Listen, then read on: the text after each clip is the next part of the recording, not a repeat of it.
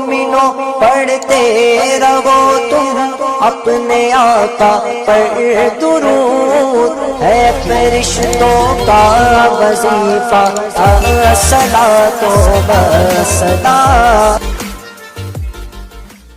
لبيك اللهم لبيك لبيك لا شريك لك لبيك إن الحمد والنعمة لك والملك لا شريك لك لبيك اللهم لبيك لبيك لا شريك لك لبيك إن الحمد والنعمة لك والملك لا شريك لك لبيك اللهم لبيك لبيك لا شريك لك لبيك إن الحمد والنعمة لك والملك لا شريك لك لبيك اللهم لبيك لبيك لا شريك لك لبيك إن الحمد والنعمة لك والملك لا شريك لك لبيك اللهم لبيك۔ بسم اللہ الرحمن الرحیم، اللہم صلی علی سیدنا مولانا محمد بارک وسلم صلاۃ وسلام علیک یا رسول اللہ صلی اللہ تعالی علیہ وآلہ وصحبہ وسلم۔ خوشبو وغیرہ احرام کی حالت میں استعمال کرنے کے چند اہم ضروری مسائل۔ کسی محرم مرد یا محرمہ عورت نے اپنے پاؤں یا پٹلی یا ران یا کمر یا پیٹھ سینہ یا گردن، چہرہ یا داڑھی، سر یا ہاتھ، ہتھیلی یا بازو پر خوشبو لگائی تو دم دینا واجب ہوگا۔ اگر ان اعضاء پر خوشبو لگاتے ہی فوراً یاد آیا کہ یہ احرام کی خلاف ورزی ہے، پھر اس نے اسی وقت خوشبو کو دور کر دی، خواہ دھو کر یا پوچھ کر جب بھی دم دینا واجب ہوگا۔ اور اگر جسم کے کسی چھوٹے عضو پر خوشبو لگائی، مثلا ناک، کان، انگلی یا آنکھ وغیرہ پر، تو اس پر صدقہ واجب ہوگا۔ اور اگر بڑے عضو کے کم حصے پر خوشبو لگائی، جب بھی صدقہ ہی واجب ہوگا۔ عضو کے چھوٹے بڑے حصہ ہونے کا اعتبار اس وقت ہے جب خوشبو کم ہو، اور اگر خوشبو زیادہ ہو کہ وہ تیل کی طرح نظر آنے لگے یا بہہ جائے، تو بڑے عضو کے تھوڑے حصے پر لگانے سے بھی دم واجب ہوگا۔ اگر جسم کے مختلف حصوں پر خوشبو لگائی گئی تو اندازہ لگایا جائے گا، اور اگر سب کو جمع کیا جائے تو جسم کے وہ حصے کسی بڑے عضو کے برابر ہوتے ہیں یا نہیں۔ اگر برابر ہوتے ہیں یا بڑھ جاتے ہیں تو اس پر دم واجب ہوگا، ورنہ صدقہ۔ اگر محرمہ عورت نے ہتھیلی پر مہندی لگائی تو دم واجب ہوگا، اور اگر انگلی پر لگائی تو صدقہ۔ حالت احرام میں خوشبودار کپڑوں کا پہننا جائز نہیں۔ ہاں، جو خوشبودار کپڑے احرام میں داخل ہونے سے پہلے پہنے گئے، وہ نہ صرف جائز بلکہ اتباع سنت کی وجہ سے باعث ثواب ہے۔ اس کی خوشبو اگر بعد احرام بھی آتی رہے تو کوئی مضائقہ نہیں۔ اگر کسی محرم نے خوشبودار کپڑا پہن لیا اور خوشبو کپڑے کے کسی حصہ میں ایک بالشت مربع سے زائد لگی ہوئی ہو تو اس پر دم واجب ہوگا، بشرطے کہ اس نے اس کپڑے کو بقدر ایک دن کامل یا بقدر ایک رات کامل پہنا ہو۔ اگر ایک بالش مربع خوشبو لگے ہوئے کپڑے کو محرم نے ایک دن یا ایک رات سے کم پہنا تو صدقہ واجب ہوگا۔ اگر کپڑے پر پھیلی ہوئی خوشبو کہیں بھی ایک بالش مربع نہیں ہے اور نہ ہی سب کا مجموعہ ایک بالش مربع ہوتا ہے تو اس کے استعمال سے محرم پر دم یا صدقہ واجب نہیں۔ ہاں، بہتر ہے کہ ایسے کپڑوں کا استعمال نہ کرے اور نہ ہی اپنے مخلصانہ عمل کو شبہات میں ڈالے۔ اگر کسی محرم نے خوشبودار کرتا یا پاجامہ یا عبا وغیرہ پہن لیا تو یہ دو خلاف ورزیاں ہوئیں، ایک خوشبو کی، دوسرے سلے ہوئے کپڑے پہننے کی، لہذا حسب قانون اس پر دو جزائیں واجب ہوں گی۔ جس خلاف ورزی کی وجہ سے دم یا صدقہ واجب ہوا، ضروری ہے کہ جزا دینے سے پہلے اس خلاف ورزی سے باز آ جائے۔ مثلا خوشبو استعمال کرنے کی جزا واجب ہو گئی تو جزا کی ادائیگی سے قبل اس خوشبو کو دور کر دے۔ اگر خوشبو دور نہیں کی اور دم یا صدقہ دے دیا تو اب دوسری جزا پھر واجب ہو جائے گی۔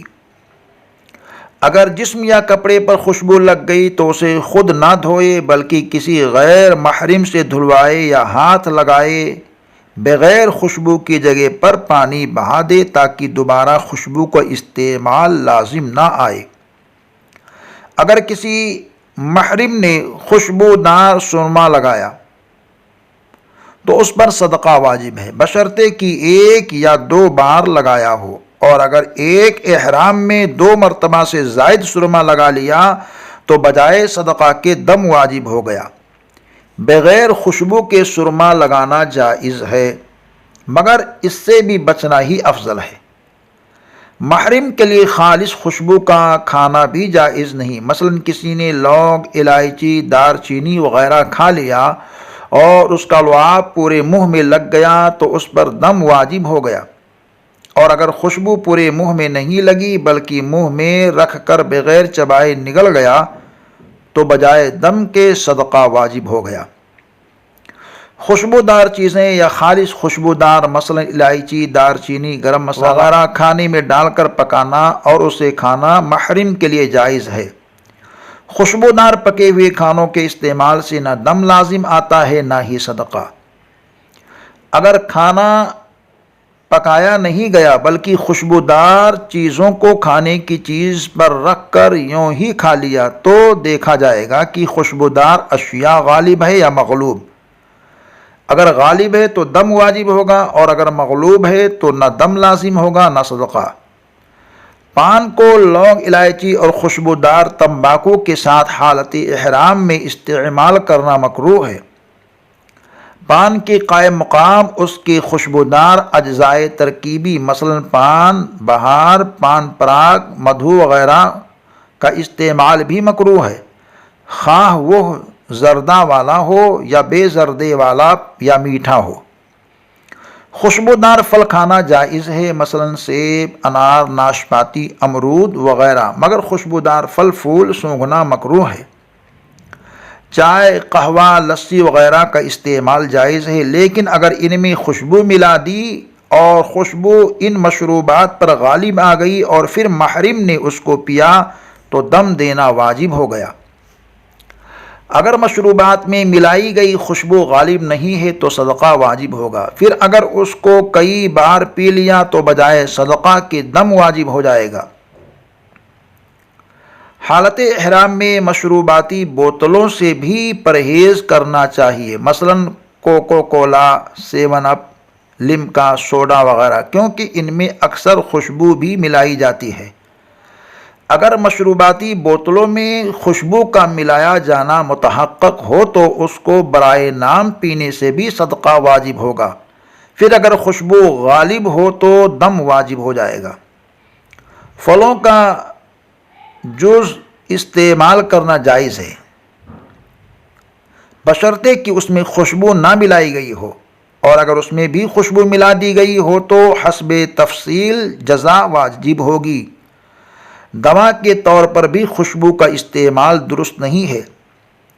کسی محرم نے اپنے زخم پر خوشبو لگائی یا ایسی دوا لگائی جس میں خوشبو غالب ہو اور وہ دوا پکائی نہ گئی ہو اور زخم کسی بڑے عضو کے برابر ہے تو دم واجب ہوگا، اور اگر زخم کسی بڑے عضو کے برابر نہیں بلکہ کم ہے یا بہت معمولی ہے تو صدقہ واجب ہوگا۔ چربی، گھی، ڈالڈا، روغن بادام، سورج مکھی، مکی اور سرسوں وغیرہ کا تیل جس سے عام طور سے کھانا پکایا جاتا ہے، اگر اس میں علیحدہ سی خوشبو نہ ڈالی گئی ہے اور انہی تیلوں سے کھانا پکایا گیا تو اس کا استعمال محرم کے لیے جائز ہے، اس کے کھانے سے کوئی جزا واجب نہ ہوگی۔ چنبیلی، بیلا، گلاب کا تیل یا کوئی ایسا تیل جو خوشبودار ہو کسی بڑے عضو کامل پر لگایا تو دم واجب ہوگا، اور اس سے کم پر لگایا یا چھوٹے عضو پر لگایا تو صدقہ واجب ہوگا۔ احرام کی حالت میں سونے والے بستروں پر خوشبو لگانا ممنوع ہے۔ اگر بستروں یا چادروں پر خوشبو زیادہ لگ گئی تو دم واجب ہوگا، اگر کم لگی تو صدقہ۔ ہاں، اگر احرام میں داخل ہونے سے قبل احرام کے کپڑوں پر خوشبو لگائی تھی اور اسی خوشبو کا اثر بستر یا چادر پر آ گیا تو کوئی مذائقہ نہیں۔ خمیرہ، تمباکو یا بیڑی سگریٹ کا استعمال مکروہ ہے۔ اسی طرح کسی خوشبودار تمباکو کا کھانا اور اسے استعمال میں لانا مکروہ ہے۔ پھر بھی اگر کسی محرم نے استعمال کر لیا تو اس پر کوئی کفارہ نہیں، ہاں اس نے برا کیا۔ تل اور زیتون کا تیل خوشبو کے حکم میں ہے، جبکہ اسی خوشبو کے طور پر جسم پر لگایا جائے، اور اگر کھانے کے طور پر استعمال کیا جائے تو وہ عام تیلوں کے حکم میں ہے، یعنی اس کے کھانے سے کوئی کفارہ عائد نہیں ہوگا۔ زیتون یا تل کا تیل ناک میں چڑھانے، زخم پر لگانے اور کان میں ٹپانے سے نہ دم واجب ہوتا ہے نہ ہی صدقہ۔ بعض لوگ حجر اسود اور رکن یمانی پر خوشبو لگا دیتے ہیں جس کا رنگ اور اثر دیر تک رہتا ہے۔ محرم کو چاہیے کہ اس پر ہاتھ یا منہ لگا کر بوسہ دینے یعنی استعلام کرنے سے پرہیز کرے۔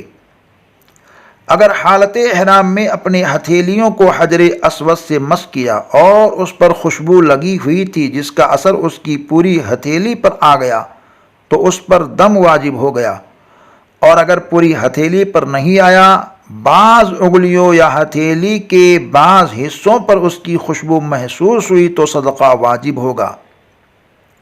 جس خلاف ورزی کی وجہ سے دم واجب ہوا، اگر وہ خلاف ورزی مجبوراً کرنا پڑی تو اس میں یہ شرعی آسانی ہے کہ بجائے دم کے 6 مسکینوں کو الگ الگ ایک ایک صدقہ دے دے، اور اس میں یہ افضل ہے کہ وہ مساکین حدود حرم ہی کے ہوں، اور اگر صدقہ دینے کی بھی مجبوری ہو تو 3 روزے رکھ لے۔ محرم کا اپنی ناک سے رینٹ صاف کرنا، آنکھ کی جمی ہوئی رطوبت کو دور کرنا جرم نہیں بلکہ وضو یا غسل فرض میں بھی ضروری ہے۔ ہاں، کان سے میل نکالنا مکروہ ہے۔ جس جرم میں صدقہ کا حکم ہے اور وہ جرم مجبوراً ہوا ہو، مثلا بیماری یا سخت گرمی و سردی وغیرہ کی وجہ سے، تو بجائے صدقہ دینے کے 1 روزہ رکھ لے۔ جس خلاف ورزی کی وجہ سے عمرہ یا تمتع کرنے والے محرم پر ایک دم یا ایک صدقہ واجب ہوتا ہے، اسی خلاف ورزی کی وجہ سے قران والے محرم پر 2 دم یا 2 صدقہ واجب ہوں گے۔ جہاں یہ کہا گیا ہے کہ محرم پر دم واجب ہے تو اس صورت میں 1 سال کا بکرا، دمبا، بھیڑ، بکری ذبح کر کے صدقہ کرنا واجب ہوگا، اور اسی کے قائم مقام اونٹ یا بڑے جانور کا 7واں حصہ بھی ہے۔ اور جہاں یہ کہا جائے کہ محرم پر صدقہ واجب ہو گیا تو اس سے مراد نصف سا گیہوں یعنی 2 کلو 50 گرام گیہوں، یا 1 سا جو یعنی 4 کلو 100 گرام جو مستحقین زکوٰۃ کو دے دینا واجب ہوتا ہے، خواہ گیہوں یا جو دیں یا اس کی قیمت دیں۔ یہ چند مسئلے خوشبو کے تعلق سے تھے جو اکثر